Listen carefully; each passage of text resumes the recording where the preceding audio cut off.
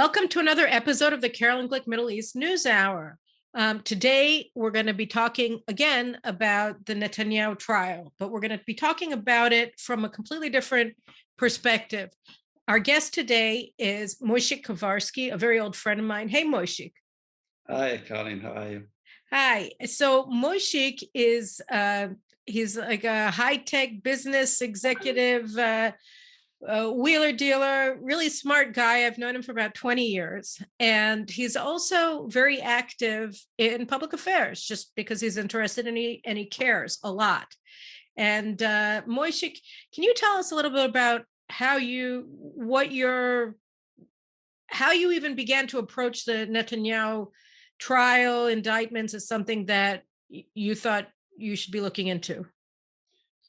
Well, I was interested in it for a while, but real involvement started about 7 months ago when a friend of mine approached me. Actually, it was more like 9 months ago, about the time that they started the hearings in April. And this friend called me. I knew him from social media, and he said that he found out that one of the items in the appendix, the 315 appendix, which we will discuss later, I assume, he checked it and it's a total lie, a total fabrication. So I will detail later what it was. But then he told me that he wants to arrange a project, a bunch of volunteers that will check all the 315 items. And he asked me to join with my capacity as a data organizer, someone who can manage a lot of information. And we added 2 more people and we became Project 315. So let me just stop you for a second. So Project 315 is the main thing that I want to talk about with Moishik Kovarsky today. But before I do, Moishik wrote an article in an Israeli news website called Midah, which is a very important conservative website in Hebrew. So I'm sorry, I can't send you a link and then you can read it.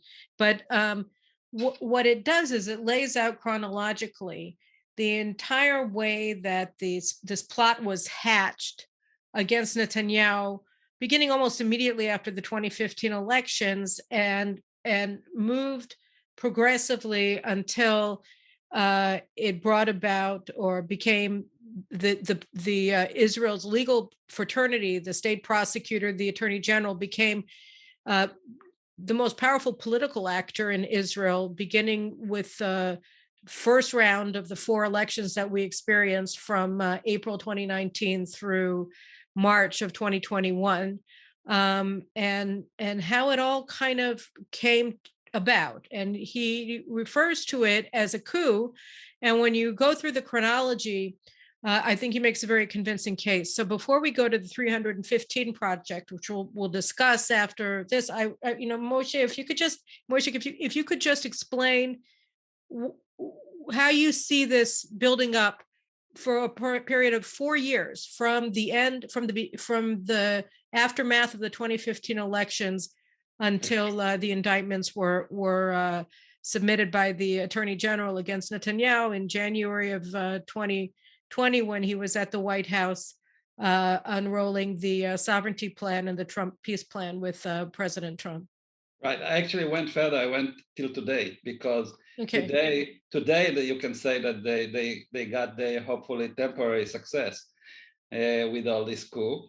The title of the article is a revolution using judicial and media means, which is what we believe happened. It's a real sabotage of Israeli democracy. So 2015 is the starting point. And of course, the question was addressed to me shortly after I published it. Why did I start at 2015? Because we all know the prosecution of Netanyahu by various things started many years earlier. But I think 2015 was a turning point. Well, let me just go back. So what happened was, really, since Netanyahu's first tenure in office in the 1990s, he's been the subject of, I don't know how many police probes. He and his wife, and then later on his older son Yair, have been subject to almost continuous investigations of everything from who packed their suitcases, whether they took gifts that were given to the prime minister's office in 1999, going back to his first time, whether his wife was wrongfully fired, her nanny, when the two boys were little, during recent years, whether she ordered too much takeout food from restaurants instead of using the prime minister's office as cook. Um, and just on and on. I mean, so it was all of these crazy things. So he and his family have been under the continuous gaze of the legal fraternity of the police really for over 20 years. And then the question became, why 2015? What happened in 2015 that was different from 1996 and 7 and 8 and 9 and 2000 and forward on? Exactly. So 2015, we all remember these elections. When we went into this election, the general feeling in the street was that the left, the progressive, as we call them, are going to win. Netanyahu went into this election with kind of a disadvantage, and they fueled the fire. In January 2015, one of the prominent left-wing reporters, Raviv Drucker, published an article with a nasty title, "Now it's time to talk about the lady," meaning Netanyahu. Netanyahu. Mm-hmm. And he unleashed a bunch of smears about her. There was a fired janitor that was hailed at the press, Benny Naftali, with all kind of accusations against them. He was the hero of the left during the election. He was the house caretaker of the prime minister's residence in Jerusalem. Correct. Mm-hmm. And despite all this, they lost. And there was the left lost. The left lost, yeah. There was a movement, V15, which we know by a Senate hearing later that was partly funded by the State Department. Everybody was against Netanyahu, but he won. And that, I think, was kind of a reality check for the left. They understood that they can attack Netanyahu's family, but people are smarter than that. They're judging him by his achievements, and they wanted the prime minister. And they also realized that attacking him for all kinds of minor things like housekeeping expenses is not cutting it with the Israeli public. They are looking more into policy issues than they would like them to, the left. So they decided to change direction and to attack Netanyahu personally, to find things about him, and to do this on areas which are mainstays of Israeli policies. And I singled out 4 items. One was the communication infrastructure of Israel, and that is later to become the 4,000 indictment. We'll talk about it. The communications infrastructure, that's a lot of the infrastructure for internet service in Israel. Telephone, internet, cellular, all this stuff. Mm-hmm. The second item was the media market, the mainstream media, and supposedly Netanyahu's ambition to take over the media, while we all know that what he wanted was a free market of opinion and to open the media for competition. The third one was the gas, the gas. Natural gas, Israel's natural gas deposits, right? Right. And they tried to find corruption where there wasn't none. On the contrary, the Netanyahu government did major achievements in gas exploration, natural gas exploration. And the fourth one was harvesting. Right. And fourth one was security. They tried to blame him for the submarine deal we did with Germany and all kinds of rubbish accusations. Right. So they were saying that, I mean, here it's important to point out that all of these things went against the grain of Israel's elites, and in particular, most notable among those 4 are the submarines, because for years the ground forces and the air force have been mortally opposed to expanding Israel's naval force as a strategic arm of Israel's military. The Air Force wants to be the only strategic arm of the military. And so they've historically opposed Israel's acquisition of submarines.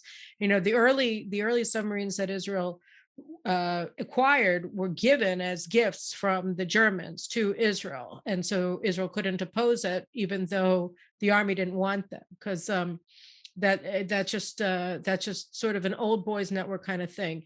So since Israel got the acquisition of the newest I don't know what are they, flotilla of submarines from Germany, you got all of these sort of aging generals who have been up in arms and screaming that there has to have been a rat here. And you had all of the heads of the old boys networks in Israel's security brass saying that it was totally a corrupt deal. We should have gotten them from South Korea, or we didn't need them at all, and so on and so forth. And this thing has been investigated, the submarine deal, by the state comptroller, and then exhaustively by the very legal fraternity that's been, making this witch hunt against Netanyahu for so many years, and none of them were able to find anything at all because there was nothing untoward about the deal. And now, absurdly, still today, I mean, over the weekend, you had like 25 retired generals with their pot bellies all wearing matching sweatshirts, hoodies, right, calling for a new committee to investigate the submarine deal. And this is just it's complete craziness. It's lunacy that they keep going after it, and they keep going after it. But it just shows how driven to almost psychotic outbursts they are every time that they think about what Netanyahu did to their power base, to their monopoly on deciding where money should be going, what forces in the IDF and elsewhere in Israel's security establishment should be expanded and which should be ignored and starved. And since the Navy is something that you have a lot of vested interests opposed to, you get this hysterical outrage every time that is mentioned. And one of the principal people who was suspected of wrongdoing, of accepting bribes or whatever, is actually the admiral who was the head of Israel's Navy, because he had the temerity to agree with Netanyahu that the Navy ought to be a strategic force. One of the nasty things about these accusations are that a lot of time Netanyahu's hands are tied in answering them, because it all touches very basic issues of national security. And he cannot comment about all the exonerating factors because some of them are secret, top secret, and they're using it. They're using this unfair advantage against him. But let me continue. So I call it's like the opening shot of this hunting season was in October 2015, when an article was published in Haaretz, which is a left-wing newspaper. You all know him. You all know it. And by a guy named Gidi Weitz. And this article claimed that Netanyahu gave regulatory favors to his friend Shaul Alovich, who is the owner of Bezek, the largest communication company in Israel, in return for favorable treatment, favorable coverage in a kind of negligible website, I should say. Negligible, marginal. I mean, very few people read it, and it's not at all influential. Yeah, it's Walla, which is kind of like the Yahoo of Israel, but much less important. And it has a website, it has a news department, and they claim that for some articles in Walla, Netanyahu was ready to give regulatory favors to his friends worth billions of dollars. That was the claim. And when an article is published in his newspaper, automatically all the investigating authority goes into full gear, including the state comptroller. Because Haaretz is basically like the New York Times or the Washington Post, so that they say something, and that's a newspaper that all of the elite, that the deep state, such as it is, all read, and they care about what it says. And so when they get an article in Walla or in Haaretz saying that Netanyahu controls Walla, or he got favorable coverage for these regulatory promises, doesn't matter that it's totally unsubstantiated. They leap into action.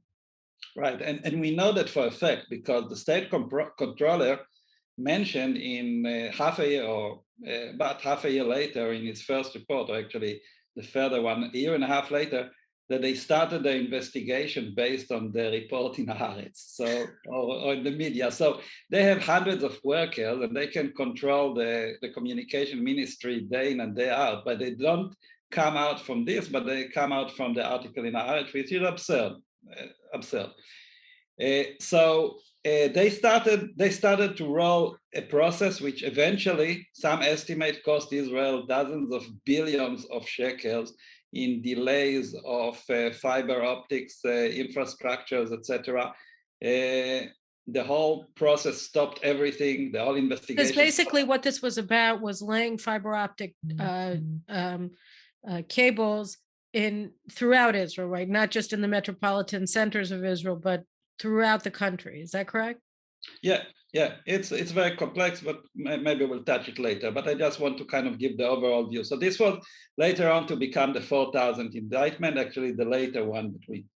In parallel, in February 2016, we have a new attorney general coming in, and a guy named Avichai Mendelblit. And he used to be the secretary of the government. Now he's the attorney general. And before that, he was the judge advocate general of the IDF. So he's also tied in with the whole security establishment. Now, a posteriori, 2020 hindsight, we know that at the time he got into the job, he had kind of a skeleton in his closet. He had an affair from the 2010, which basically exposed him to persecution for something he did while he was still in the army. And we know for a fact, he actually admitted it in a tape that was later on released by one of his foes, that the chief prosecutor at the time, Shai Nitzan, is blackmailing him. He's holding him in his throat, according to what he said. And Shai Nitzan was very gung-ho about investing the prime minister, and he needed the attorney general agreement for that. Whether that has something to do with it, I will leave this to your imagination, because I don't have a proof of that. But a lot of people think that there was connection between his agreement to investigate the prime minister, or actually just overlooking investigations being made illegally, to the fact that he was held at a gunpoint, figure of speech. So at the time, and it's more than that. I mean, we're not going to go through your whole article, but basically, you also remind readers that in addition to the fact that Shai Nitzan, who is the chief prosecutor, the state prosecutor, and he's subordinate to the attorney general, but he also has independent functions, like he can investigate the attorney general. You had all of these not at all gentle pushes at Avichai Mendelblit by the head of the legal fraternity, which is the sort of the godfather of the legal fraternity, retired Supreme Court Chief Justice Aharon Barak. He and other colleagues all got together on more than one occasion and told the media, or let it be known in other ways, that they expected Avichai Mendelblit to investigate and indict Netanyahu without there being any crimes. Yeah. One of the favorable methods of the police, and I guess this is kind of happening everywhere, is they were looking into friends, helpers, assistants of Netanyahu, finding all kinds of black spots in their past, and then bringing them to the investigation room and said, now you have this impossible choice. Either you're going to be indicted for what you did, or you just give us Netanyahu. And the funny thing is that you don't have any examples in Israel, and I dare say in most liberal democracies, where you can cop a plea on one case by going state witness in a completely unrelated matter, right? I mean, usually, like if it's a drug deal, so they catch the pisher at the bottom, and then he squeals, he cops a deal, and he gets to go to one rung above him, and so on and so forth. But it's all in the same chain of a crime. So it goes from the street up to the top to the drug kingpins in Colombia. Here, you have somebody who is accused of graft or whatever that has nothing to do with whatsoever with Netanyahu. And they say, well, we're going to put aside our suspicions or our investigation or the evidence that we've gotten together against you on this rap if you totally unrelatedly turn state witness against your former boss who had nothing to do with what you're being investigated against. This kind of thing is just unheard of. And now again, 2020 hindsight, we have the the text of the investigations of these people, which we didn't have at the time. And they were actually, the discussion went like this. It said, we don't know to tell you what Netanyahu did, but you worked with him closely for many years, so just tell us. We're not going to ask you a question. Just, you probably seen something illegal. I mean, it's a fishing expedition in the worst sense of the word. And that's what they did. That's how a guy named Ari Hauer became a state witness 2 years later, after they I don't know whether he did something wrong or not, but they definitely... They accused him of influence peddling while he was the head of Netanyahu's bureau. Right, nothing to do with Netanyahu, but he was asked to give, and he gave them 2 tapes that they later used for the 2000 indictment. And that's how they created. Also, notice the numbering of the case. They created, first of all, something based on a bunch of gossip called the 1000 investment, something about Netanyahu getting gifts, which are really disposable gifts, like cigars and champagnes from friends that were friends for many years. And they don't claim that he gave something in return, and they don't claim that it was illegal to get the gifts, but they say, potentially you could have given them something, so that's wrong. Yes, of course, it's not illegal to give gifts. And, right, and the question is whether, it's a question of whether they were too many, and then it's not a criminal offense. It's an administrative infraction, and the power of the attorney general is to say you have to give them back. It's not to indict. So what he's actually being indicted on in the gifts is not accepting illegal gifts, because there's no felony that you can be indicted for. It's that he was breach of trust. Breach of trust, which is kind of a basket felony, which they can put on anybody at any time. Right. But notice the numbering in 1000 is the gifts thing. 2000 is these tapes that they got from this guy, Ari Hauer. 3000 was the submarine. They failed. They didn't find anything. So that was scratched, but it's still 3000. Then 4000 they created for the regulatory favors in return for the coverage. And they wanted to create this notion with the public that there's 1000, 2000, 3000, 4000, there'll be 5 and 6 and 7 and 8. Here, Netanyahu, the big corrupt person. And they sent research investigators all over the world. They invested, some estimated about $250 million shekel, which is a huge amount. They never invested that much money in any politician in Israel. And yet they didn't find 1 shekel that stuck to his pocket. I mean, all the blame is that he got as bribery is favorable coverage, world precedents to blame a politician for seeking good coverage. I mean, like, which politician doesn't seek good coverage? This is like... You know, in my very brief political career, when I ran for Knesset with 2 con men, Ayelet Shaked and Naftali Bennett, in the first round of elections, you know, I can say I was stunned. I was actually stunned to discover that literally the only thing that they cared about was coverage. I mean, that like their lives revolved around what was said about them in the media. And that's and like, you know, and I say this as somebody who's been in journalism since 2000, and it never occurred to me that this is the obsession of the politician, that this is what he cares about more than anything else in the world. And in a way it makes sense, right? I mean, he wants to get the he wants to get the votes of the public, and the way to get them is by being in the media and by getting good media. So now it gets worse, because in 2015 December, 2 months after this article I mentioned, a new chief police commissioner joins in, and he's a settler, which, you know, it's okay. You are religious. I think it's a compliment, in my opinion, but I take it as one. But of course, he becomes a target for the media. You know, here is this religious settler becomes the chief of police with a funny mustache.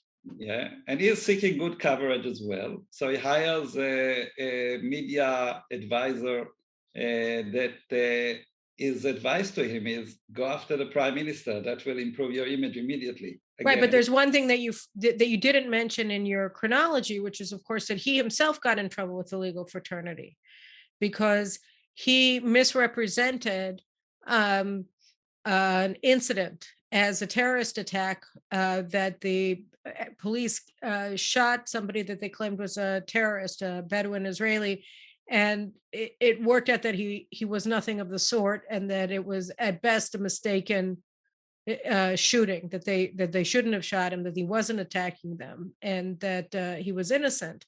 And El-Sheikh had gone on a limb and insisted that it was a terrorist attack, and then Shai Nitzan closed the investigation of El-Sheikh and of the police that were involved in the shooting around the same time that El-Sheikh hired this anti-Netanyahu media advisor, so that everything, it was all sort of happening around the same time, right? That suddenly he found several fingers around his neck, much as Mandelblit did, and he was responding to that as well.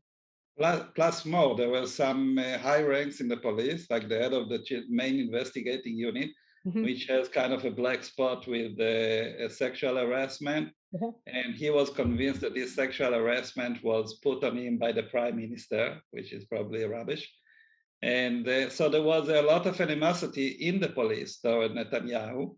And they invested tons of efforts. Today we found out, for example, just today in a testimonial that was held today in court, we found one of the chief investigators said that at any given time, many hundreds of investigators out of a police unit, which was like 1,000 plus, was involved in the Netanyahu case, which is total nonsense. And we found out that the investigators don't even know the area that they're investigating. It gets worse and worse. But again, all these things we know today, you have to understand at the time when it was published in big splash headlines, nobody knew. Everybody, was thinking, maybe, there's no smoke without fire. Maybe Netanyahu is corrupt. Maybe all they're saying is true. So in 2017, they invested tons of time in investigating all this. Some investigations were illegal. In Israel, there's one of the main laws says that you cannot investigate a prime minister without an attorney general approval. But they did it without his approval. And then when it was brought in court, they said that the approval was given verbally. They don't have any documentation. And they lied about it, of course. Everybody knows they're lying, but this is the way it is. So 2018, we're jumping a year forward. 2018 was a real turning point where they recruited 3 state witnesses. One of them is the guy I mentioned, Ari Hauer, and 2 others were very close to Netanyahu, a guy named Nir Hefetz and a guy named Shlomo Filber. These 2 guys, one of them was supposed to bring them the favorable coverage Netanyahu got, and one of them was supposed to give them the regulatory side. And in 5th of March, they had 3 state witnesses, and everybody was sure that Netanyahu will retire. Think about it. You get your 3 closest people sitting and singing in the cellars of the investigation unit, and who in his right mind will decide to stick with it? Only if you really feel you're innocent, which Netanyahu did. These were his closest advisors, the head of his bureau, his media advisor. It wasn't just his media advisor, he was a media advisor to his family. So he was like a private guy. He wasn't just a state, employee. And then the third one was the director general of the Ministry of Communications. And he was also a very close advisor of Netanyahu for over a decade. So these were people that were his, this was his closest hive of advisors, and they were all prosecuted. They were all pursued relentlessly by the media and by the legal fraternity to turn against Netanyahu. Now, talking legal fraternity, 3 days later, in 8th of March 2018, a guy named Amnon Strashnov, who is a very respectable ex-prosecutor in the army, came out with an article. He was a judge advocate general of the army as well, like Mandelblit in the 1980s. Right. So he came out with an article in Ynet, which is the most popular website in Israel. Owned by the owner of Yediot Achronot, who has been indicted in one of Netanyahu's. He's a big nemesis of Netanyahu. So this guy, Strashnov, wrote an article in which he said that if I was Avichai Mandelblit, I would call Netanyahu and tell him, look, I thought you're innocent, but now The testimonials, the evidence is mounting. You have 3 state witnesses ready to testify against you. It's time to hang your shoes and leave the office. That was the goal. That was what they tried to achieve. That Netanyahu will go quietly into the wilderness, and everybody will be happy again, and they won't have to go to trial. But he refused. He didn't. So they had to go to Plan B. And Plan B was a year later, 2019. Actually, it started at the end of 2018, which you have personal involvement in at the time, unfortunately. But some say, there's no real proof to that, but some say that the split of the new right movement with Bennett and Shaked, as well as Avigdor Lieberman, surprising leaving of the coalition government based on some flimsy reason about Gaza, was all a result of people saying Netanyahu is on his way out. He's going to be indicted. He'll have to retire. We have to rearrange the forces for the new government, and we're going to election. And that was the 2019 election, which is the clearest proof for a revolution that was executed here. How come? So the moment they announced the election, about the same week, actually, there was a forum that was convened in... What year, what week was it that the elections were called? It was in 26th of December. December 24th, 26th of December, 2018. And 100 days later, it was supposed to happen. It happened in 9th of April, 2019. Right. So there was a period of 100 days of smearing. And in the same week that the elections were called, there was a forum in Kramim Hotel in Kiryat Anavim. And in this forum of all the fraternity, you call them, it's a good name, all the ex-attorney generals and Aaron Barak, that used to be the chief justice, they all convened to discuss with the current attorney general whether it will be right to indict Netanyahu prior to the election, to publish something that's called, it's not really an indictment, it's a suspicion writing that Netanyahu still has a right to ask for a hearing before. Right. So what, basically, just to summarize, this is like, this is a cabal. I mean, this is literally an unapologetic cabal. They brought the sitting attorney general, who was investigating the prime minister, in to meet his overseers in the cabal. They included former chief justices, several former justices of the Supreme Court, his predecessors as attorney general. So all of the overlords of the legal fraternity, all of the godfathers, including the main godfather, Aaron Barak, they bring him into a forum, and it's all public. They're like, none of this is hidden, right? It's not hidden at all. And they sit to discuss whether or not the sitting attorney general should or should not do two things. One is indict the prime minister, and the other one, like Moishik was saying, is this very strange concept in the middle of an election, mind you, of putting out a statement to the public of your intent based on suspicions, to your hunch, basically, that you're going to indict the prime minister on. And so that statement of intent was something that Avichai Mandelblit released how long before the elections? 40 days. 40 days. The information we have from this meeting is that they told him he can release it, but not closer than 30 days. So he took a margin of security, and he did 40 days. Good for him. 40 days before the election, 50 pages of the worst thing that you can say about a prime minister that now we know they're all false. And by the way, none of this is legally binding, right? Because this statement of suspicions, you could write it, and then you can say, okay, we'll take off that, we'll take off that, we'll take off that, we'll add this, we'll add. So there's nothing here is final. It's not binding. He doesn't have to then answer for this to anybody, because you can say, look, this is what we had. It was our best guess. This was well intended, blah, blah, blah, blah, blah. And Netanyahu didn't have any opportunity to respond to any of this. So he's doing this as a campaign stunt, right? I mean, because there's no possible legal basis for any of it. It hasn't been checked. It hasn't been substantiated. The accused hasn't had a chance to defend himself. All you're coming out with are the suspicions. They haven't been submitted to a court. Now they're being submitted to the voters, to the court of public opinion, a month out of the elections. Correct.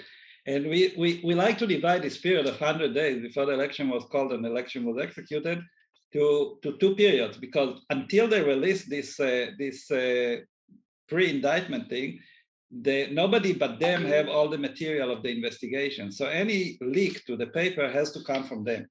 Afterwards, they submit some materials to the defense lawyers.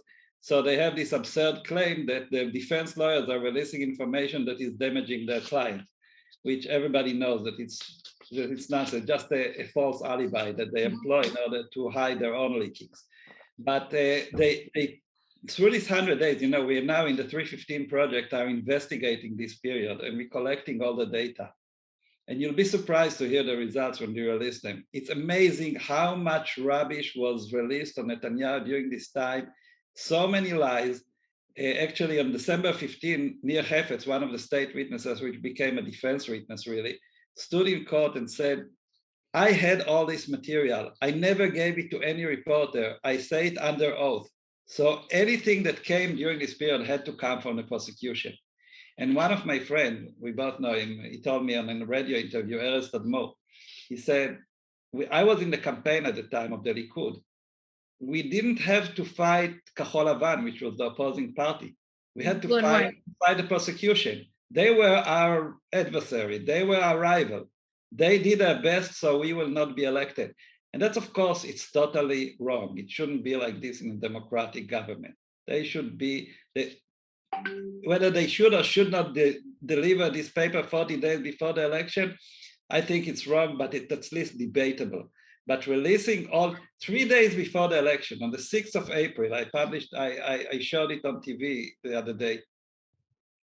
There was a leak from Mandelblit that the 2000 indictment can lead to a long prison time. And that is published 3 days before the election. And with all this pressure, with all these illegal leaks, the right, without the party of Bennett and Shaked, which didn't pass, without Lieberman, that was already ready to defect, in the election, the right got 60 mandates in the Knesset, which is half. One more mandate, and we would have 4 years of stable right-wing government and save all these unnecessary elections and possibly pass the corona better, possibly make more peace with Arab countries. The damages are just immense. And these illegal leaks, this is the biggest example of the revolution, the coup that happened here. So what happened? Well, I look forward to seeing that, but I do want to just jump forward to the 315 project, because what happened was, and then we had, round after inconclusive round of elections. We ended up with 4 of them. And in one of them, Mandelblit finally submitted the indictment, I think between the second and the third election. Is that correct? Or between the 28th of February, 28th of January, 2020, at the same time that Netanyahu was in the White House. Right. With the signing of the deal of the century. And the screen was split. On one hand, you saw Netanyahu with Trump in the White House, possibly one of the biggest achievements, I hope you'll agree with me, of Israeli foreign policy ever. Despite everything we learn right now, I think it could have turned out for the better. Well, particularly if we had a stable right-wing government. Exactly. But on the right side of the screen, you had Mandelblit smiling with glee that he is submitting an indictment against the prime minister. He couldn't wait till he comes back. I mean, this is like the utmost expression of contempt you can have from a public and of subversion and of actual subversion of foreign policy, which is, a form of treason. But put that aside, nobody's going to investigate him. The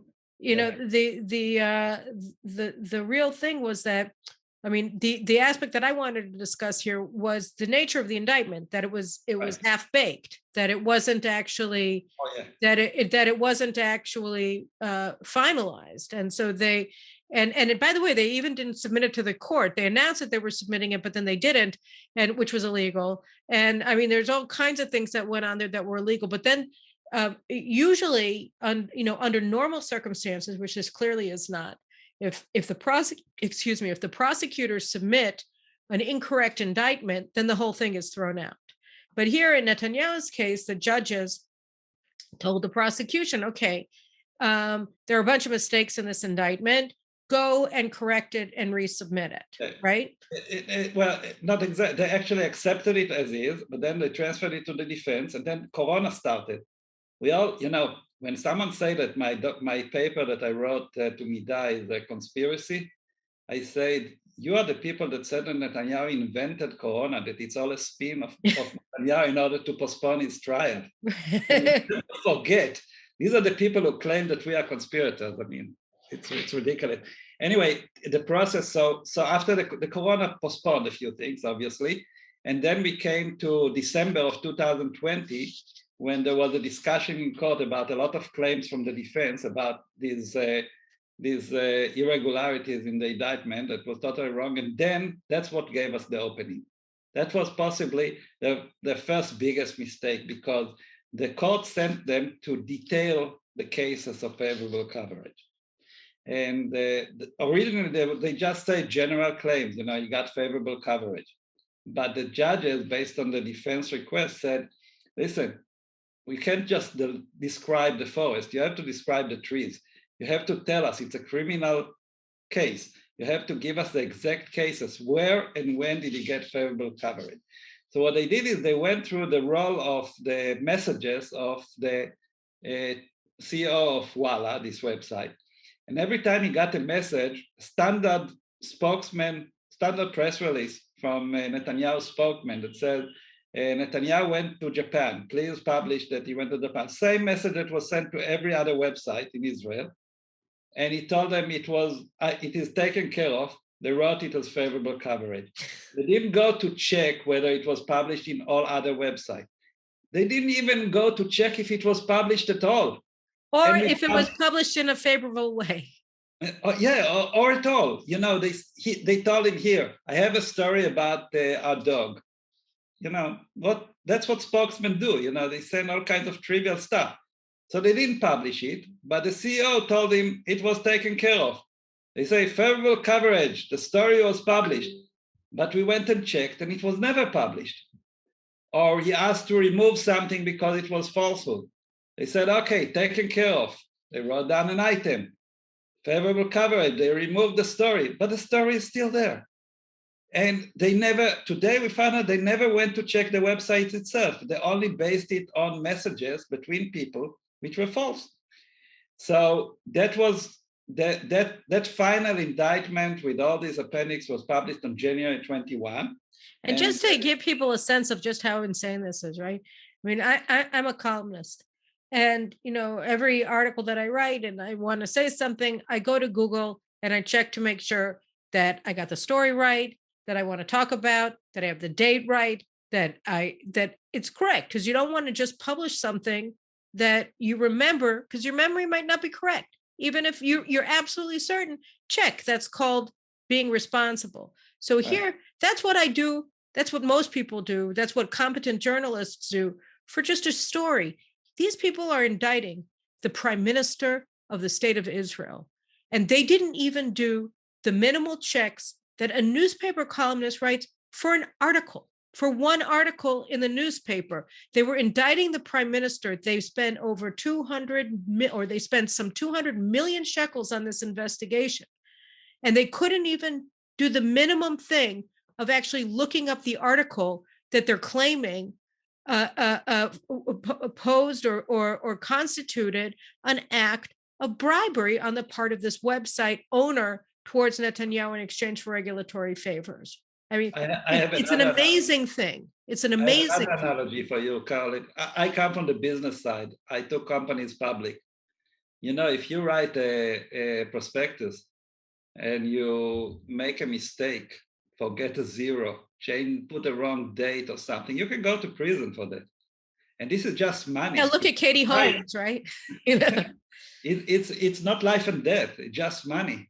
Here they are playing with life and death of people and they're making these absurd mistakes and nobody holds them accountable for this.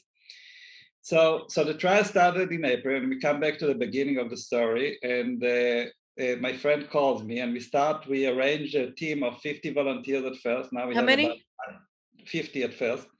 and then it grew to 100, and we have another 100 on waiting list.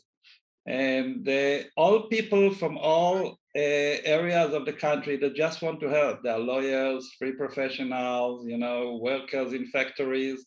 They all know how to go through website and check them.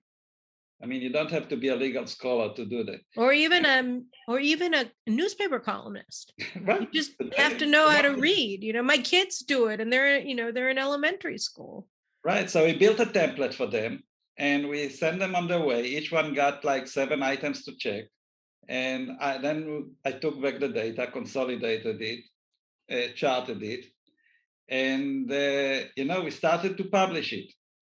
And then came the idea. The question was, how do you make it accessible to the public? So we came up with the idea to make short videos. I'm sure you saw some of them. Yeah, they're great. And we just explain in 2 to 4 minutes different items and how ridiculous they are. And we get, one of the most sobering experiences I had was in the last demonstration, which held in Tel Aviv. Dr. Adi Saba, which is, became a dear friend. They all became dear friends by now. I went out with her through the public, just going around to look at the public. And people are approaching us, with tears in their eyes, and they're telling us, you saved us. You basically saved our respect, because we felt like nobody listened. We knew that it was wrong, but we didn't know the facts, and you are presenting to us the facts. And now suddenly we have our pride again. And it's like an amazing experience. I never sensed it. I was never a celeb. I wasn't. But you were. But it's really a weird feeling. And you feel like you're really touching people. The responses are amazing. So we didn't stop there. We started with the 315. That was the first thing. Wait, I want to stop for a second and just say to people, a lot of times, it seems like, what are you Israelis doing?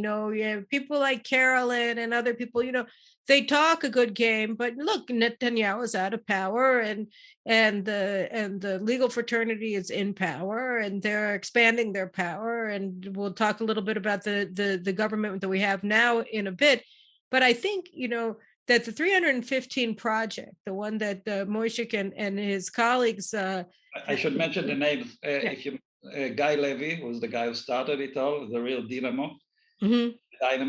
And I was the second one. Then there was Dr. Adi Saba, which is a real wonderful person. And Moshe Malal, who is also from high tech. These are the founding team. And yes, thank you. And the point is that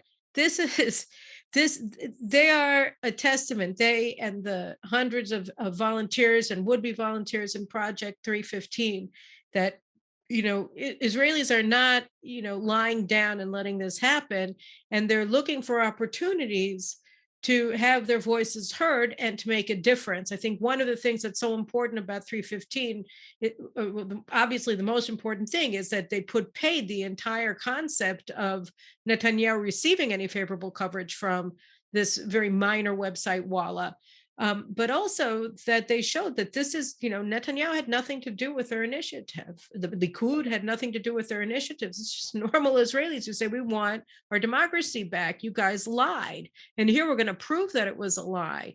And everything that we've experienced politically over the past 4 years has been based on a conspiracy to overthrow the prime minister of Israel, because he was against all of these inbred elites that are much more, nepotism based than meritocracy based at this point in Israel. And we're tired of it, and we want to have our elected leader back.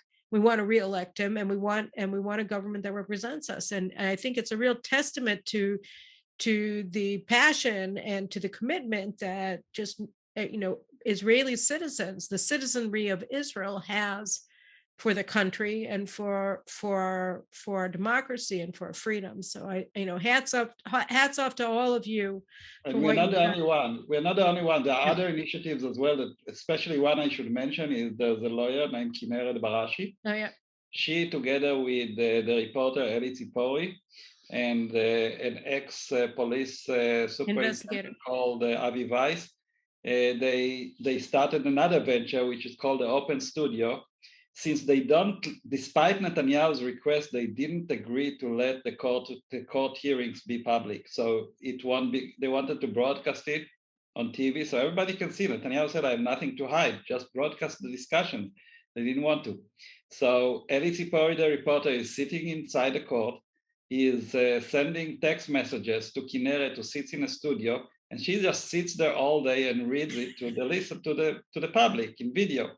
And I had the privilege to be joined in as one of the commentators as well, because I brought the knowledge of the 315.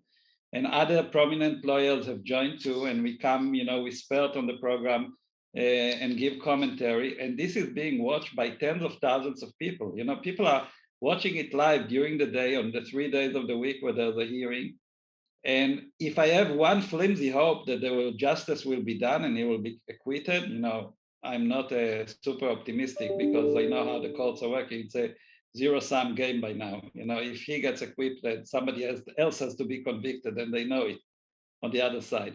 But the flimsy optimism I have is from the fact that for once, the judges in the case know that they're being watched, which is usually not the case. Usually the media gives them the coverage and they're telling lies, and they're telling lies this time, but it just makes them more ridiculous because everybody listening to the actual text. We published all the protocols in our website that we built for the 315 projects. Eli Tzipori is providing a summary every morning of what happens in the case, that people can understand and read. All these initiatives are just precious to save democracy. And it doesn't matter whether you're for Netanyahu or not. If you don't like Netanyahu, don't vote for him, but don't let the judicial system put the heavy hand on the scales and change the democratic process. It's impossible. So I want to just move forward. So first of all, tell us what the initiative you're working on now is, and then I just want to move to the present so that we can. Yeah, so we work on several. There'll be a couple of surprises this week. I don't want to spare this week. Couple of weeks. Don't want to spoil them, but we're trying to make a real splash. And I think by now, everybody that wants to know and watched our movies and went to our website knows that the area of favorable coverage is non-existent. That on the contrary, his rivals got favorable coverage. And he got terrible coverage. The same guy that they said that he helped Netanyahu with favorable coverage, the lawyers exposed messages between him and the current president of Israel, which used to be the head of the Labour Party in 2015, in which this CEO tells the then candidate Herzog, just call me 10 times a day. I'll do everything so you will win. Right. And that's a website owner or CEO. So it's precious. And then the other aspect of it, of course, is the regulatory side that Netanyahu really. I mean, they brought in the deposed, the fired director general of the communications ministry. Works out that he was completely incompetent, and that's why he was fired. And Shlomo Filber, Netanyahu's close associate, was appointed in his place. But he was supposed to be the star witness. Now we're on their 9th witness for the prosecution. All 9 of them were supposed to be the top witnesses for the prosecution. All of them have strengthened the defense's case. All of them have shattered the prosecution's case. And Avi Berger, the fired director general of the communications ministry, he was supposedly the whistleblower that was saying, oh, these were the regulatory breaks that Netanyahu gave to his crony who owned. By the way, I beg to differ. He was very competent in delaying and sabotaging. That he was very competent in. But it was a real farce when he came on court, and they said, he actually, Netanyahu became the communication minister and he didn't fire him for 6 months. Most people said that he fired him on his first day, but he kept working for 6 months. Then they said that Netanyahu sent somebody to supervise him. And the other state witness said, supervise? The guy was totally put aside. He had no word in the office. He was like a plant in the office. Nobody was even counting him. So the whole thing is like such a shame.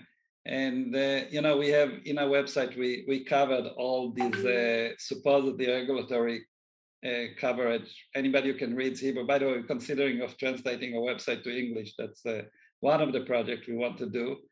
It's always a trade cost benefit thing, but we think of doing it. And we are, if I want one message, I think, Caroline, it's time to move into offense. That's what I try to relate also we've been on defense all the time. Erel Segal compared it to, we see a guy on the Inquisition on the how do you call it, the torturing wheel where you rotate him, and we're standing there and we're looking, we're saying, oh, this tooth is too sharp, or they're moving it too fast. Maybe they should move it a little slower, instead of asking, what the hell are you doing? Why is he on a wheel at all? The guy, Netanyahu, brought Israel to the most major achievement. And now we see that all these worms were sabotaging under him in the worst sense of the words. 400 investigators, not knowing about what they're investigating, making such false indictments. Yeah, I'll just say one last thing about today's witness, because it was interesting. They had the chief investigator from the police that was in charge of the bribery investigation, case 4000. And so Netanyahu was originally supposed to be indicted for receiving positive coverage in exchange for these regulatory benefits. But in the end, they had to change what he received, and what they claimed that he received was exceptional acceptance, or right, exceptional, like they were more willing to listen to his requests than they are to other people's. Okay, I mean, it's like a joke, right? But so Netanyahu's lawyer was cross-examining this police investigator. He says to him, "So, but were you investigating for him receiving extraordinary response, largesse or responsiveness? Yes, unusual responsiveness on the part of the website editors and leadership for his requests." And he said, "No, I was investigating whether he received positive coverage. You never were investigating whether he was receiving extraordinary compliance or whatever." And he's no, never. The term never was raised.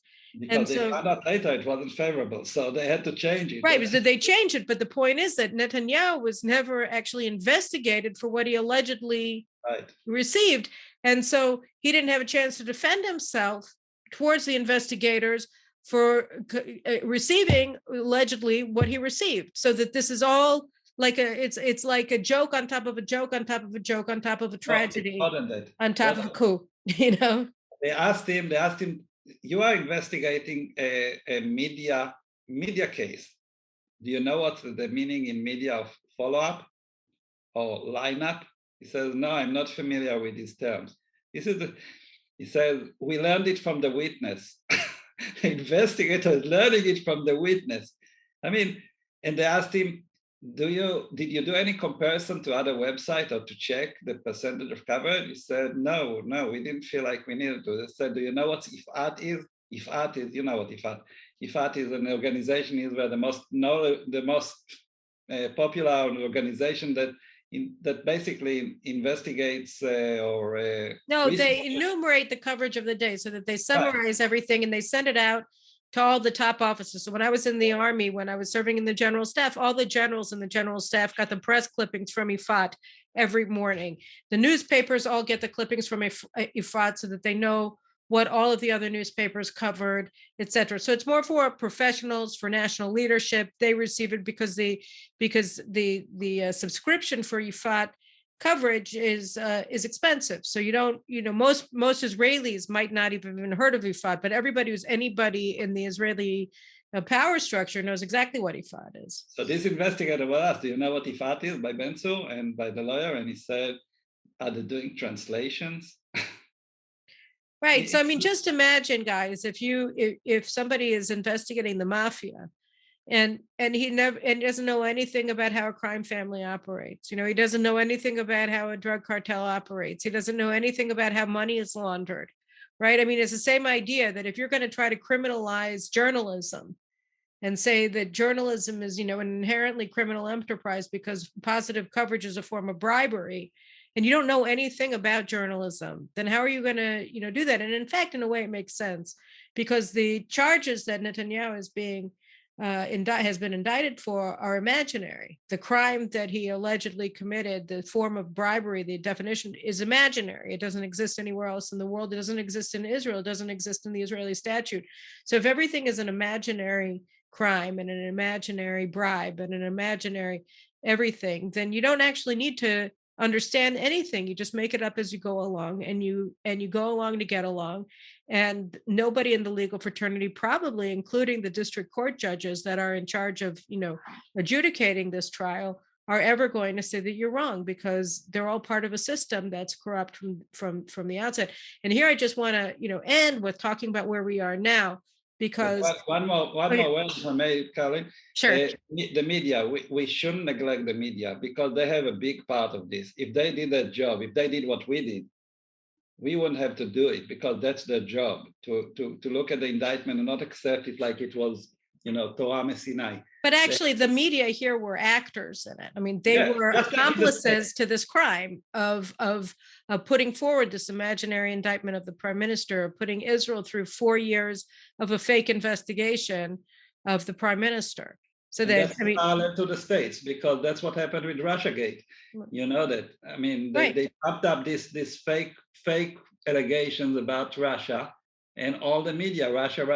And in fact, as you said, this all originated with the media, with a fake claim in the Giddy White's article in Haaretz about Netanyahu receiving nice coverage from Walla after the 2015 election. So that this was an operation that from the outset was a combined operation of the media and the legal fraternity. And it was in order to protect the power of both of them against a prime minister that both of them feared, because Netanyahu wanted to open up the media market to more competition. Obviously, he didn't want to close Israel Hayom.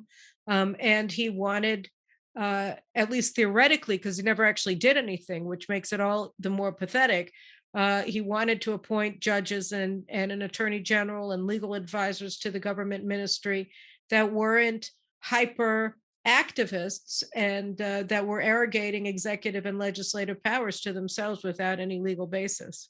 Exactly. So can we go on for a second to the future? I mean, to the present, because I think it's important, because here we are now. Netanyahu is out of power and these people are in power. And one of the things that's really notable to me about everything that's happened is how afraid they are of losing it. And in order not to lose it, we have a justice minister, Gideon Sa'ar, who himself has some, fingers around his neck because of allegations of statutory rape and sexual harassment of his underlings while he was education minister back in 2012, 2013 in Netanyahu's one of Netanyahu's governments. And so he also allegedly has a number of fingers, or is suspected of having a number of fingers, very tightly around his, snugly around his neck.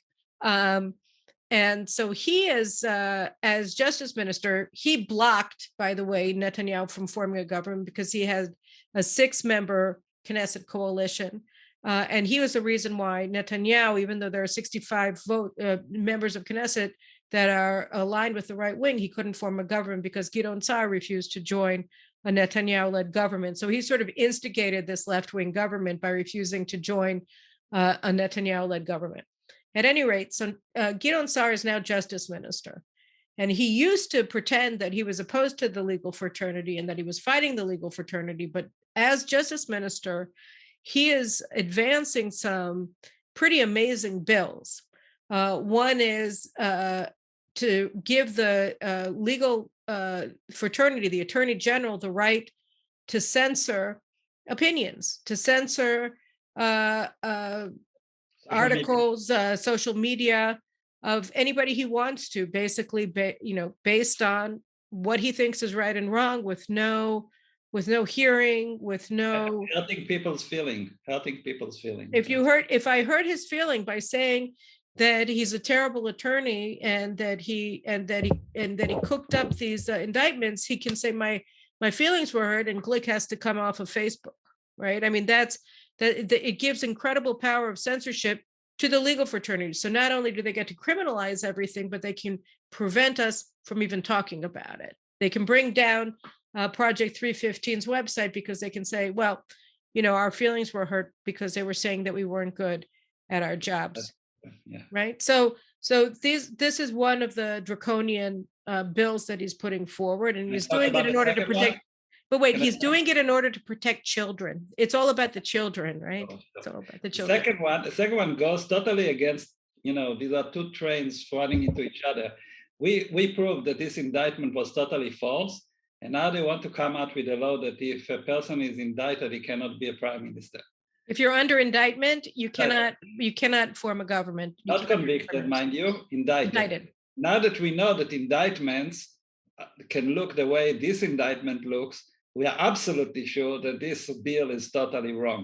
And I think one of the things that we help is not only Netanyahu, but maybe it's going to help fighting this bill.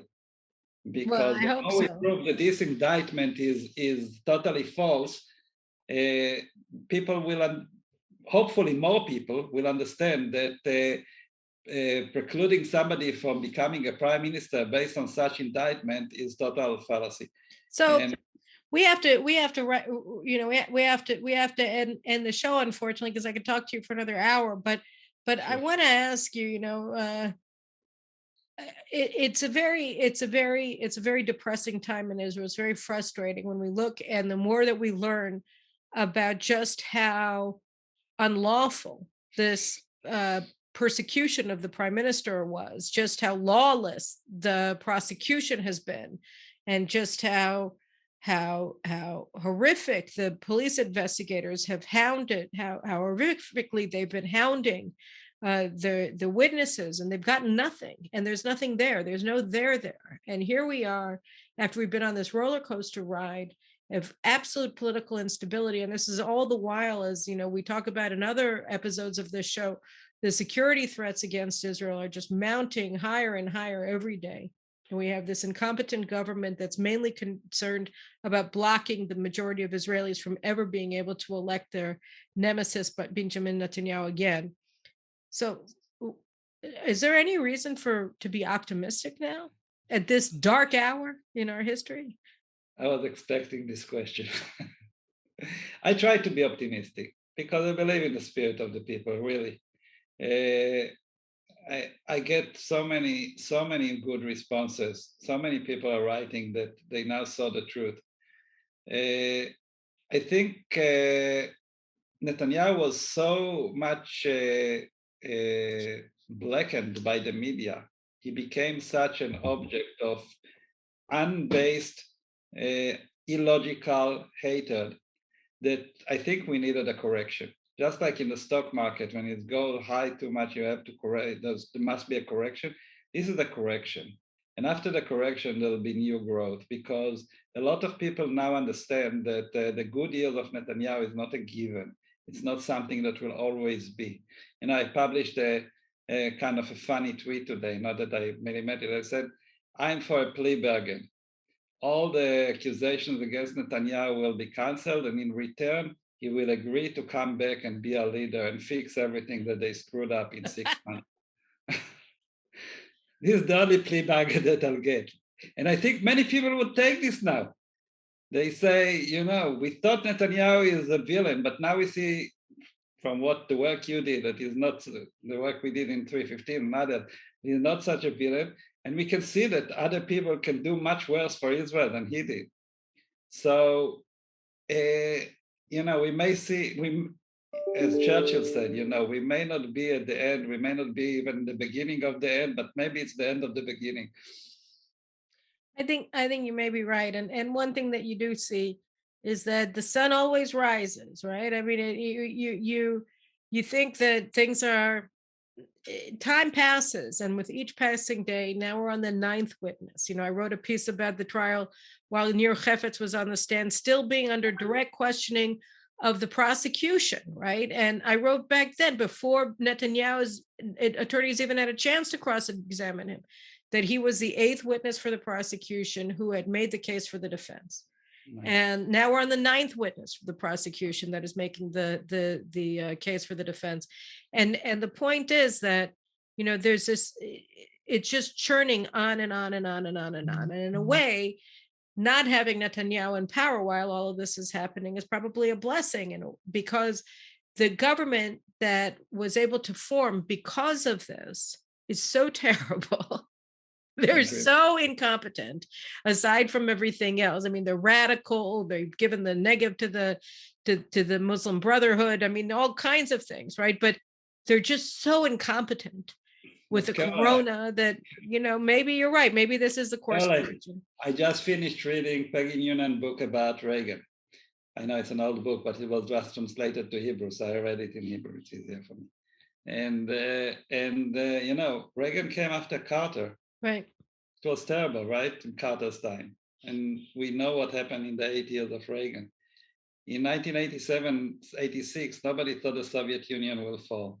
History is full with points of discontinuity. So let's be optimistic and work I think you're right. And I think that, and I want to thank you, Moishik, and all of the people who work with you, Guy Levy and Adi Asa and Adi Sabo and Moshe Malan. Right. And that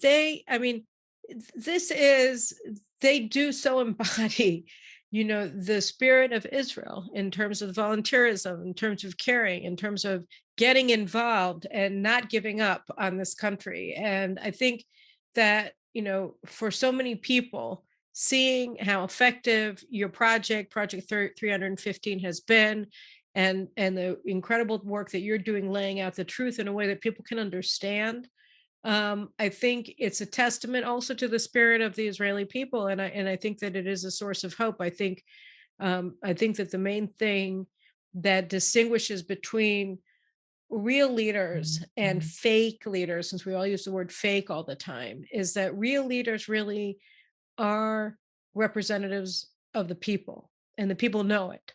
And the fake leaders speak about the public, but they really don't care about it. And they certainly don't represent it or its interests. And over time, we get that as well. And so, I think this is the spirit of democracy, and you guys really do embody it with your work. So I thank you. And all of you guys, I think you should come away with renewed hope in the people of Israel from this program with my good friend Moishik Kovarsky, who really is a hero, and as are his colleagues in 315. And we'll join you again soon. We'll have you back on, hopefully in the future in this program, so that you can talk about the new things that you're exposing about all of the fraudulence in Netanyahu's indictment. And in the meantime, I'll be back with you guys next week for another episode of the News Hour. Remember to subscribe. Remember to share. Remember to post on your social media. Let's get the word out so that people can hear the truth about Israel and about the issues of the day here in the Middle East. Thank you so much, and we'll see you again next week. Thank you. Thanks, Moishik.